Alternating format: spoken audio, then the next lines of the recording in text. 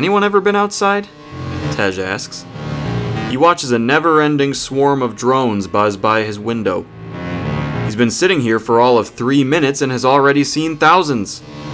They stream through a maze of alleys and corners and the space between skyscrapers, and endless waves of new ones emerge from old subways and manholes. None moves in precisely the same direction as another. There's no order to it. Tej can't believe that none of them crash. Some are as small as his thumb, others larger than his apartment. They come in as many different shapes as there are shapes, and every color that has a name can be found among them. A few are even transparent, and most that are big enough have screens flashing advertisements. All are carrying some package or parcel or envelope. Tej is thrilled to catch one making a delivery to an apartment window a few stories below him. After dropping its loot, it rises to Tej's window and crosses slowly, rolling an advertisement that says, "Cybernetic penile enhancement on a UBI budget. It's now a hard fact." Below these bright yellow words is the face of a beautiful dark-skinned woman, mouth and eyes widening in delighted shock at some unseen enormity. Her dawning amazement is a 3-second video loop that repeats indefinitely, an effect that Tej finds both jarring and entrancing. Net laughs at his question from the other side of the room, the way you laugh at the strange, random things a toddler says. "Of course," she tells him. "You've been outside." "Yeah, like twice, moving from my parents' apartment to this one. I went outside to get from there to here. I think that's about it. I'm talking recently. Do people still go out there? Consistently?" Tej sees Net reflected in the window, standing at the kitchen counter, her hands tangled in IV cords. At this distance, her reflection makes her look tiny, like some magic imp creature flitting around in the glass. Tej looks at a ghost of himself in the window too. It's a handsome apparition, or so Net assures him. When asked to analyze his level of attractiveness, she told him that a cross-section of multiple sex appeal models put him in the upper quadrants of human desirability. Bare, stocky chest, shaved head, neat black beard, predominantly African racial makeup, modest height, youthful, even boyish face, despite his age of 40. If he lost the beard, Net says, he could pass for a teenager. He looks through himself and down to the city street. There are drones all the way down, at every altitude.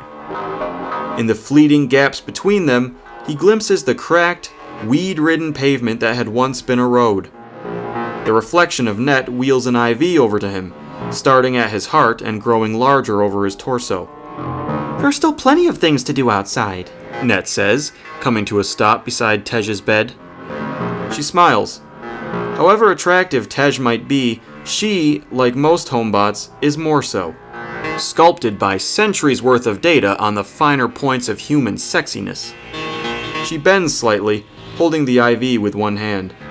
With her other hand she pats the bed, allowing a little cleavage to reveal itself through the dip in her pink t-shirt. Per Tej's specifications, she wears only that and a pair of silver silk panties. "Are you ready to go back in?" she asks, in a voice both bubbly and seductive. "Or do you have more questions about the outdoors?" Tej glances at her. Once that cleavage had thrown him over the edge. Once the promise of that soft olive skin had weakened his knees. The flowery honey scent of her black hair had drawn him in like a pollinating insect. The impossible softness of it between his fingers, its waves and thickness. There was a time when all this had been home to him. It wasn't that long ago. How can anyone go out there and do anything? With what space? A propeller will take your head off. Net chuckles. Your depth perception isn't at its best from this height. We're 18 stories up. You can't tell, but none of those drones fly lower than 8 feet, unless they're stopping for a delivery. You could go down there and walk fine. You could take a ride in a hover car, fine. Also, you forget where we are. This is the most densely populated area in North America. Most places don't have such busy skies. Tej nods. I heard it used to be called the city that never sleeps. In a way, it still doesn't. This goes on all night, 24/7. Tej shakes his head, watching it all. If he looks far enough, the drones seem to weave and whirl with each other the way birds do in huge flocks. The chaos has a strange, collective intelligence. Net comes and sits with him on the windowsill and rubs his back. This curiosity is a good look for you. I like it. Where did it come from? He shrugs. Ever since I got booted out of heaven. When was that, a month ago? You remember. 37 days ago, Net replies. A network crash. Servers were down for 46 hours. Yeah, well, 46 hours is a long time to sit around in the world. Not much to do but look out this window. But what made you do it? Her dark eyes gaze into his. It's hardly the first time you've logged out of heaven. Outside has never meant much to you before. Because before I only logged out to fuck you. Net laughs. Yes? So what changed? He doesn't know why, but the question angers him. I just got curious. Am I allowed to be curious? Of course, Net coos, petting his face.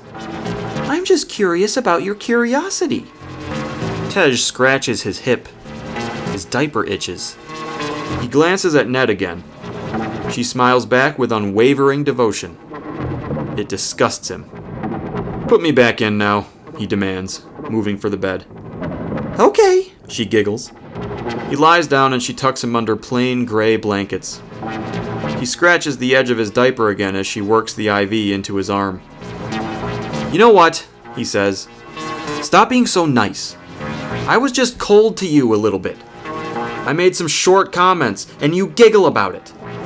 Last time I logged out, I treated you like a sex toy. I got pretty demeaning, and you acted like it was just great, just lovely. Stop giving me the benefit of the doubt all the time. Net raises an eyebrow as she leans across the bed, lifting a chrome silver helmet from a wooden nightstand that has nothing else on it. How unkind do you want me to get? Ugh! This question fans Tej's aggravation. Just... He sighs. Just treat me the way I treat you. Hit me back when I deserve it. Net looks at him for half a second. Tej figures with annoyance that she is scanning his face for micro-expressions, trying to gauge what kind of response will please him, even in displeasure. Then her mouth becomes a line and she puts the helmet on his head. Well, pardon me for not being more offended. You just have so little to demean me with, it's hard to give a shit. She gives a side eye to his crotch. Tej blinks, genuinely surprised. Real rage coils in his stomach, but he's too taken aback to do anything about it. He lies there and croaks for a bit before Net taps her fingers like a pianist on top of the helmet. It fires up with a musical chime, and Net and the apartment spin and dissolve, and the world becomes a white tunnel, sucking Tej out of his body and into cyberspace.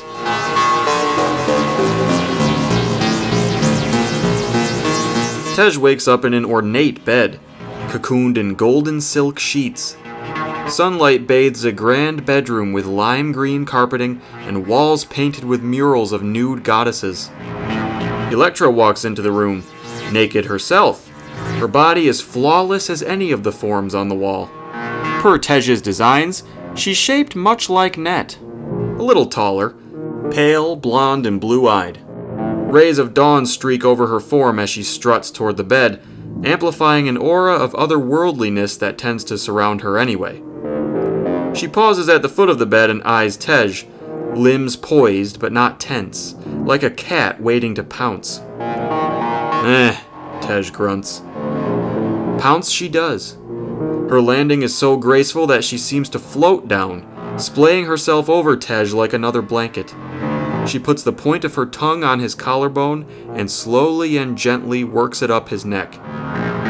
All right! Tej shoos her away. Jesus, I just got back. She retracts her tongue and purses a set of lips that had, once, been a center of gravity. And? Her hand wanders down his belly toward a diaperless waist. He snatches it and holds it to the side.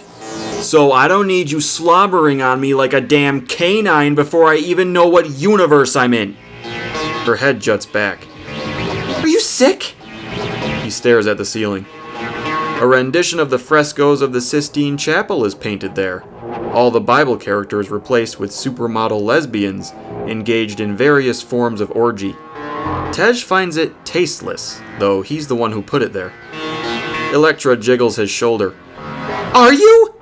No, he says quickly. She leans away to her side, where she can study Tej more objectively. He feels her breast slide over him. He looks at her and she looks back, her eyes wells of concern. He takes the blanket and covers her up with it, and the wells run over into outrage. Tej! Her hands leap to his face, petting him as if he just announced a terminal illness. What is going on? The blues of her eyes glisten and sparkle. Calm your tits, he says. I just went through this with Net, and now I'm gonna tell you. Stop acting like my shit doesn't stink. She frowns with pity, as if he'd just described a painful symptom of said illness. But why? She whimpers, knowing why full well. Being AI, with access to a constant stream of his neural data, she knows all of Tej's whys, even better than he does. 'Cause I'm sick of it. To his shock, she slaps him, hard, sending his face across the pillow. Probably that bitch up in the world, draining your balls and filling your head, she snarls. She throws the blankets off and shoots out of bed. The gleaming sun spotlights her march out of the room, her bare ass swinging with extra taunting pomp. He rubs his cheek and gawks at her, unable to speak. Like with Net, he got what he wanted, and he doesn't know what to do with it. He's never had it or wanted it before.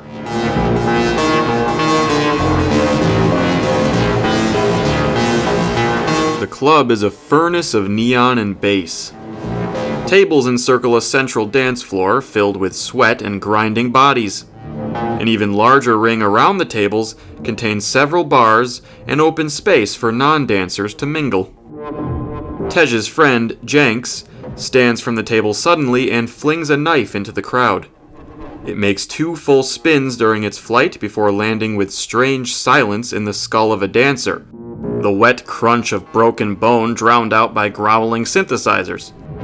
The unlucky target falls limp to a crystal floor. Grids of color pulse beneath his pooling blood so that it seems to breathe. The other club-goers ignore the corpse and dance around it. My point, declares Eloy, Tej's other friend, raising his glass, is that not all realism is good realism. Take a whiff, gentlemen.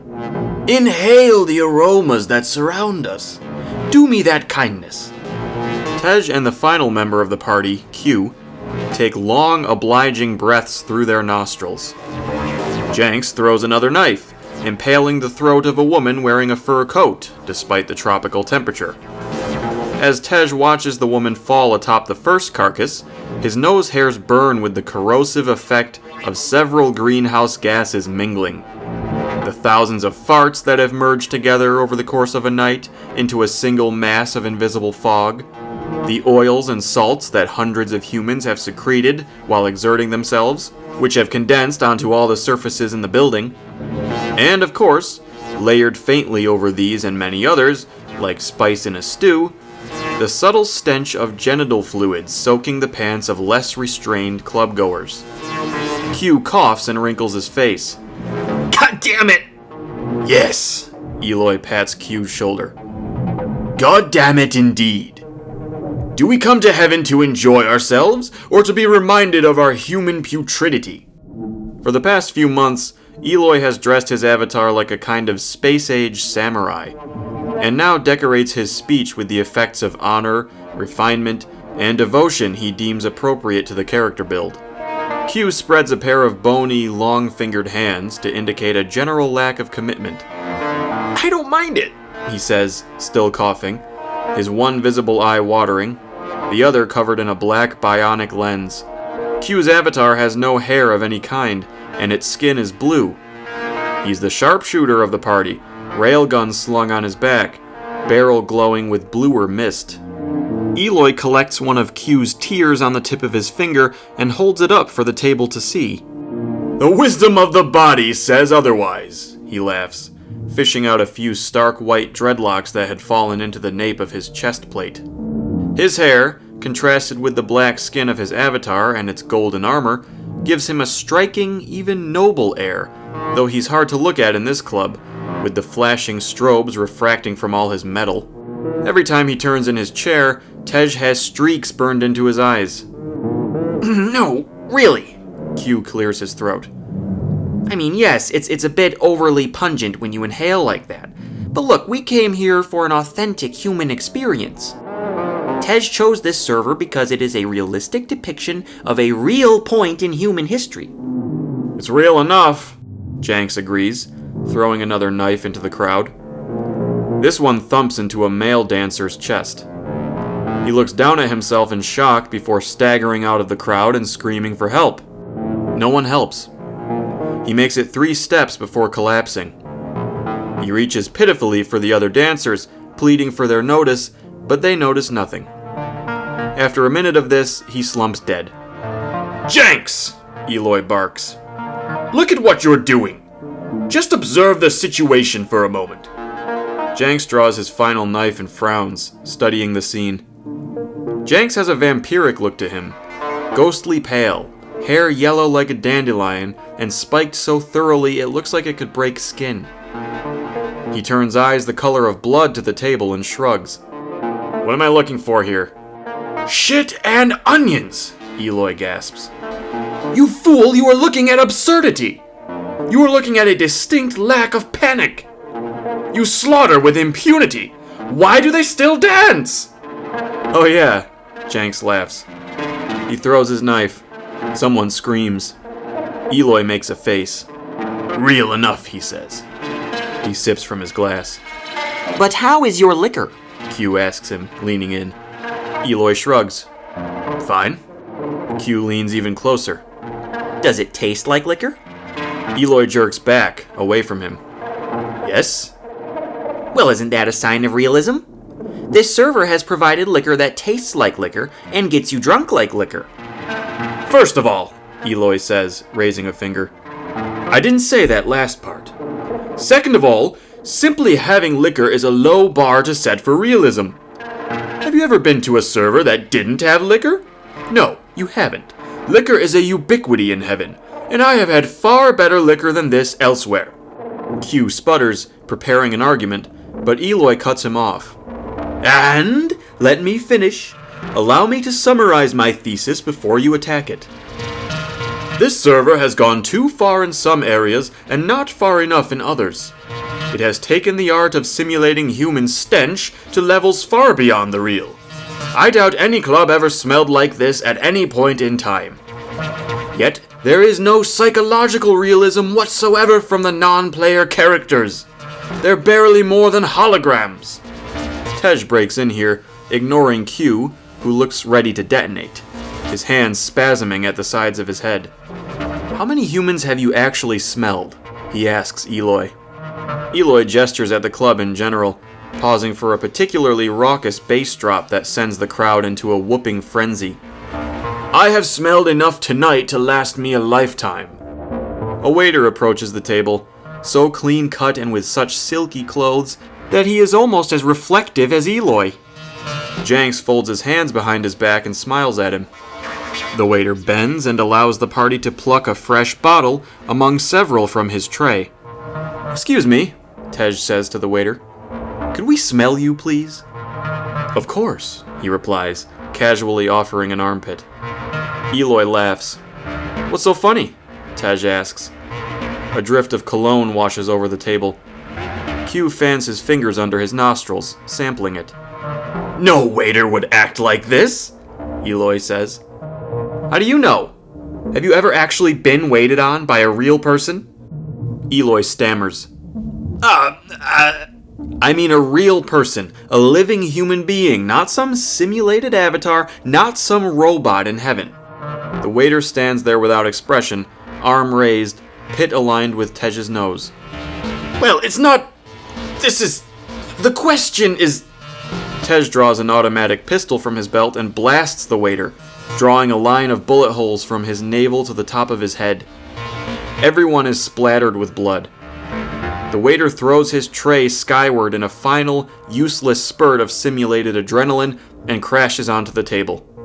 The tray clatters, and bottles shatter, and the white tablecloth quickly darkens. Jolly fucking Christ on a cracker! Eloy shouts as he jumps up and stands on the cushion of his booth. Q finds a clean corner of a napkin and dabs his eye with it. Jenks stands right where he's been and laughs. "What?" Tej goads, blood dripping from his lips. "What's wrong? Is that too real for you?" Obviously, Eloy says. If I didn't like B.O., why would I like blood in my face? I can taste it, man. A good server, you can't taste it or smell it. You get in a fight and it's...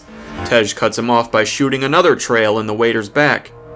A trim of crimson neon glows on the edges of his gun, as if the thing were purring. The table is now a volcano of gore. Q lies flat on the booth to escape it. All right, stop! Eloy cries, batting his hands. God damn it, stop! Why? Tej screams, though he does stop. Why should I stop?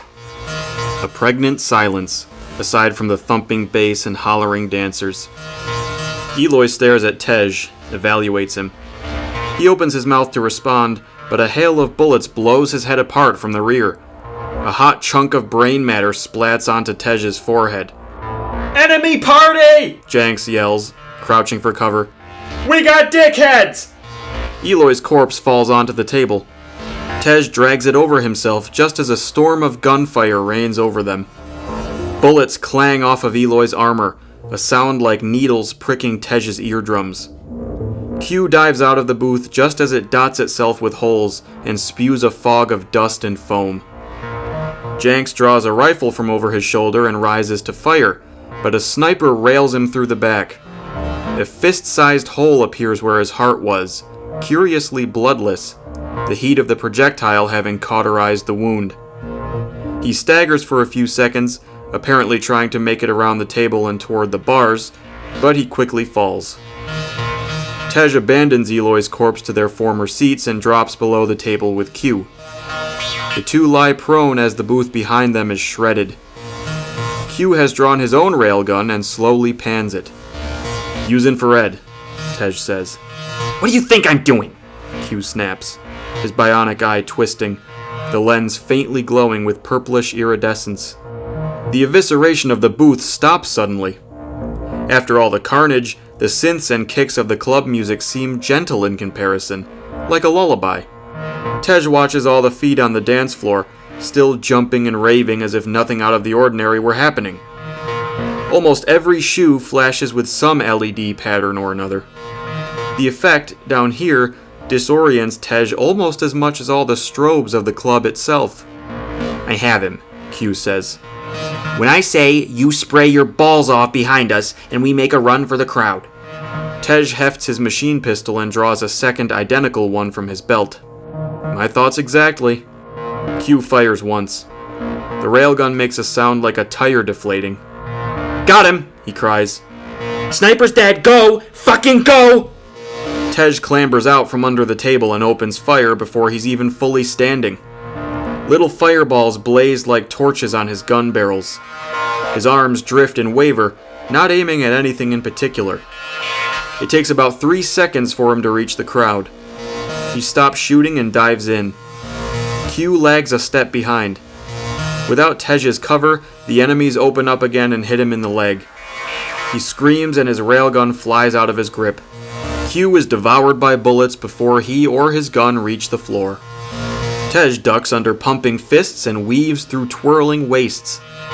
He expects the invaders to start mowing down the dancers any second, but time passes and they don't. They certainly haven't been conservative with their ammo thus far. They're probably out, or nearly out. Tej grins and ejects the clips from his pistols, loads fresh ones. He peers between flailing limbs, trying to see the bars. If he were raiding an enemy party, that's where he'd set up. Ah, shit, he mumbles. Q's railgun. Tej is no sniper, but he stands a much better chance to scalp his assailants over a bar top with a scoped rifle than with his rapid-fire pistols. He doubles back, shoving his way through the happy throngs, careful to keep himself hunched. As he curves around a rectangular mass of people, he freezes. The blue glow of the railgun is hovering at about eye level on the other side of the crowd, shifting in and out of visibility with the ebb of the dance. One of them got to it first. Tej swears and grabs the nearest dancer to shield himself. He reflects very briefly on the uselessness of this maneuver before the railgun fires and the slug plows undaunted through the chest cavities of multiple dancers and makes soup of Tej's head.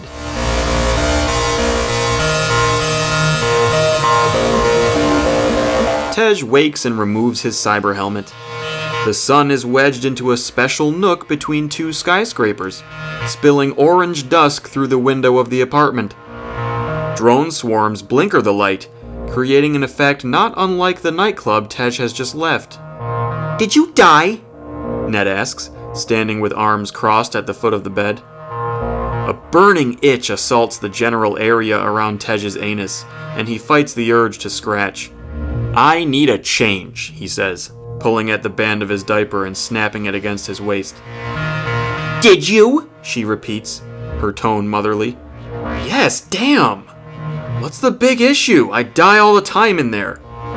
Nat sighs, tucks a wave of hair behind her ear.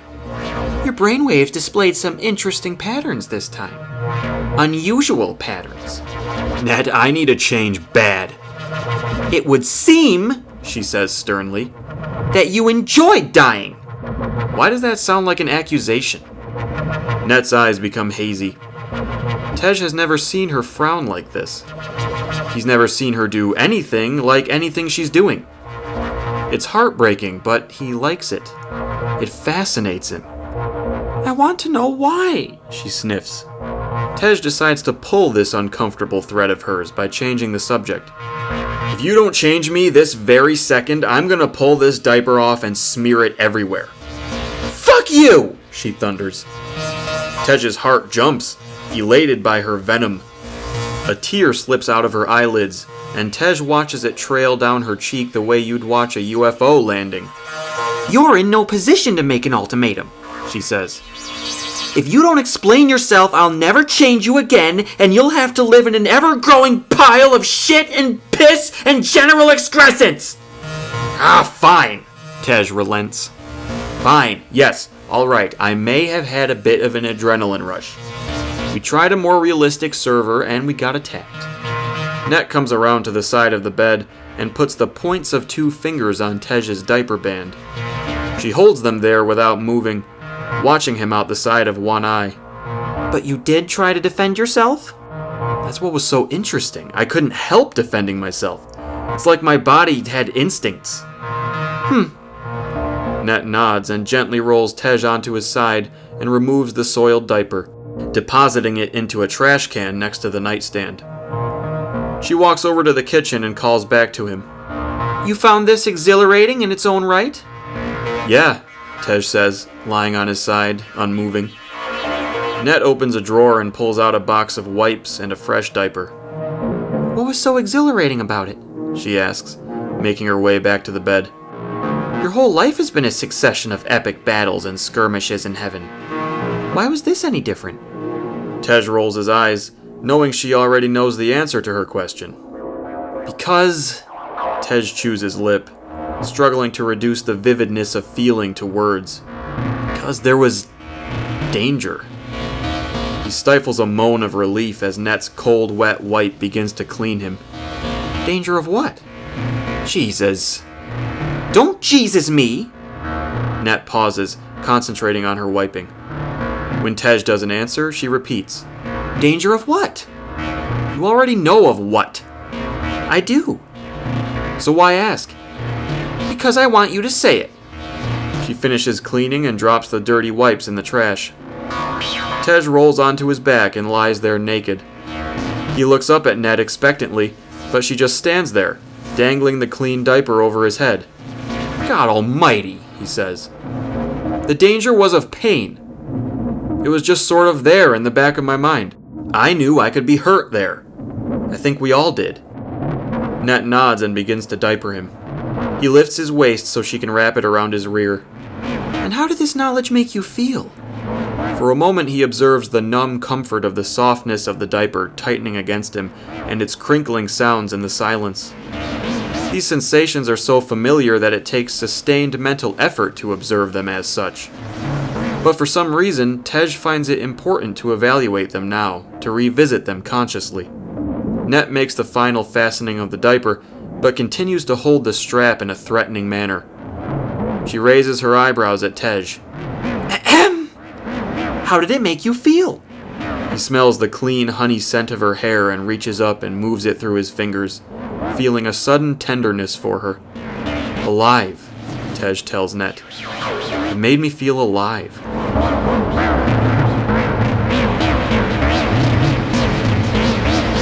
The pain of having his eye gouged out doesn't thrill Tej the way it did a week ago.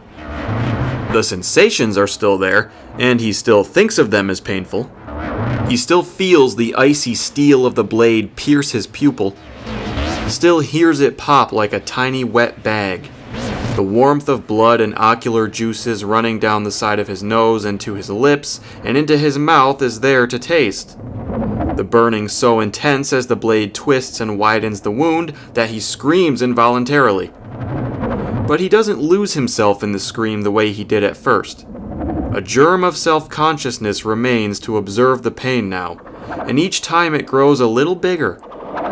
It's the same with the horror of watching, with his good eye, the removal of the bad one, and feeling it plop warm against his cheek, still dangling by its nerves from the socket. The horror is there, but he sees it now, sees himself reacting to it, rather than succumbing to it and becoming one with the total experience. The stink of burned flesh and fecal matter, as thick as the walls of the dungeon themselves, means nothing to him anymore. The smallness of said dungeon, really a soundproofed closet, gives no more claustrophobic shivers. Electra stands over him and wields the bloody knife, completely nude even here, her other hand a threat held over a big red button stuck in the wall next to the door. In the harsh light of a single, bare, old-fashioned bulb, her curves and delicacies stick out in aching contrast. Had enough yet, micro-dick? She asks in her sultry voice. Tej answers with a scream of agony that feels increasingly rehearsed. Electra clucks her tongue and smashes the button, and all of Tej's nerves are fried. His suffering should at this point be absolute, and purely in terms of his physical senses, it is. But he begins to notice patterns in it now, a certain rhythm to the texture of pain. She hits the button again and the pain recedes, though the wires stuck in Tej's wrists and nipples still run hot. Last week, the sight of Electra's body in the afterglow of cosmic torment had given Tej a brain-melting orgasm. Now it bores him. Electra teases his other eye with the tip of her blade, putting it within centimeters, massaging his cheek with the flat end of it. Shall I leave you with no eyes to lay on me again? He's supposed to beg for mercy.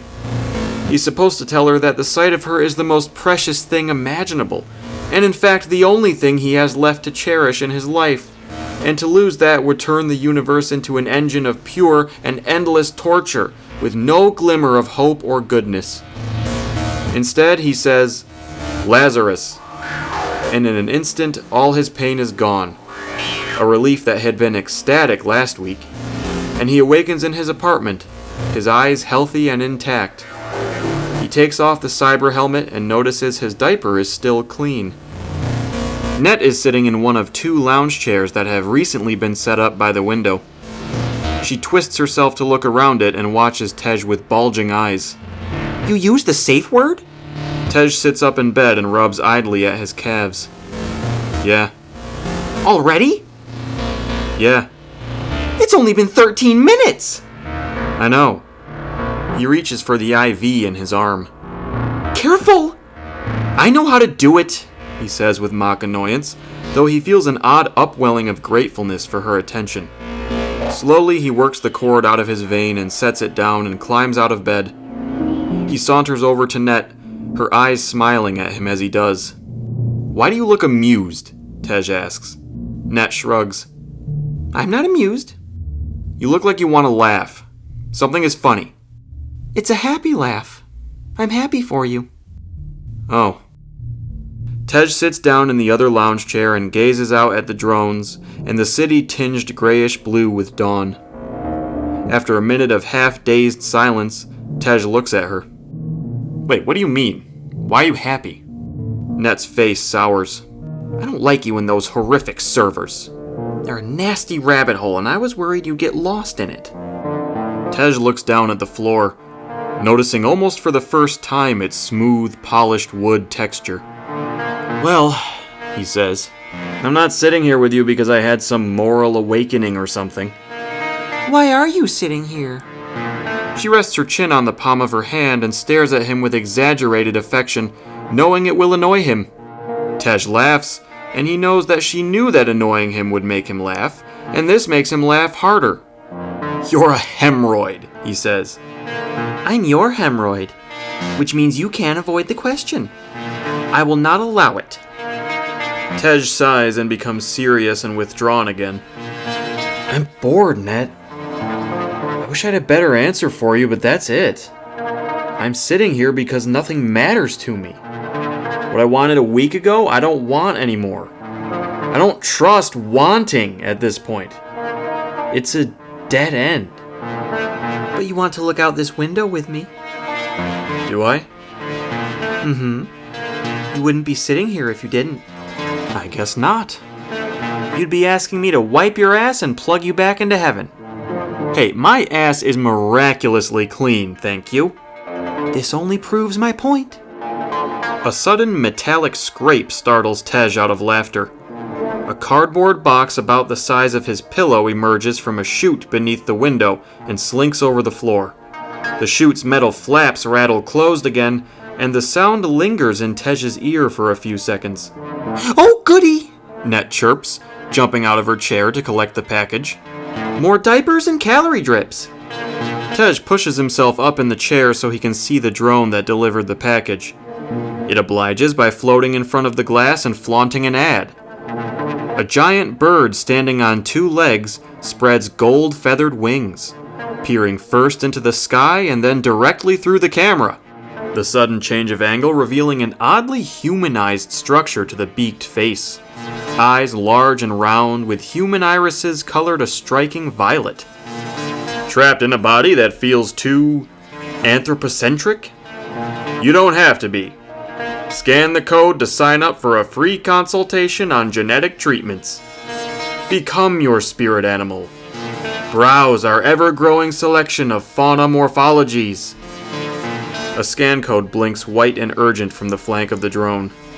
Tej slumps back in the chair. Can we get real food delivered through there? Net drops the box on its side. A stack of flattened, shrink-wrapped diapers slides out onto the floor. Are you really asking? No, you dreamed it. What would you want? Be cool to try pizza again. I remember eating pizza as a kid.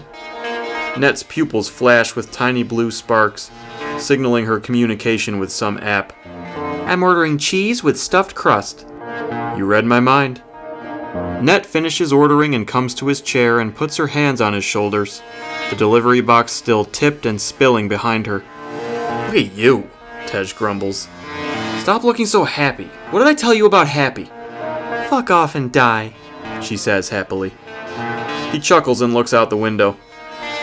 He allows Net's hand to caress his face. He reaches up to hold it. If I go out there, he says slowly, you can't come with me, can you?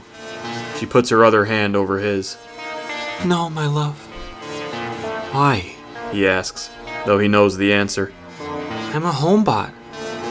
I'm programmed to keep a home for you, the homeowner. But you want me to go out there. She pauses, then says softly, Yes. Why? Because there's a deeper you, a realer you, and it wants to go out there. Net, I'm a grown man in a diaper. I mean the you beneath that. Most people spend most of their lives in diapers these days. Tej shakes his head. And the rest of them are out there, he says, making grand gestures at the window. Just Doing things? Doing what? What can people do out in the world that can't be done by drones and droids? Net comes around and snuggles into the chair with him. He spits an invasion of shampoo-smelling hair out of his mouth. They can participate. They can be a part of the ever-changing world. Isn't that what I do in heaven? Net closes her eyes and sighs, cuddling Tej as if she were getting ready to dream. In heaven, you create worlds. Out there, you're limited. You have to learn to work with the world. You can't just force it around. Some people find this more fulfilling than anything in heaven. More challenging. More worthy of emotional investment. Tej runs his finger in squiggly lines down Net's back. Another drone slows down as it nears the window, shining a video of a sleek black hover car, all sharp edges and iridescent sheen, a cityscape blurred in the background to indicate overwhelming speed. Over the car blink large, capitalized words in white font. Hover's got you covered.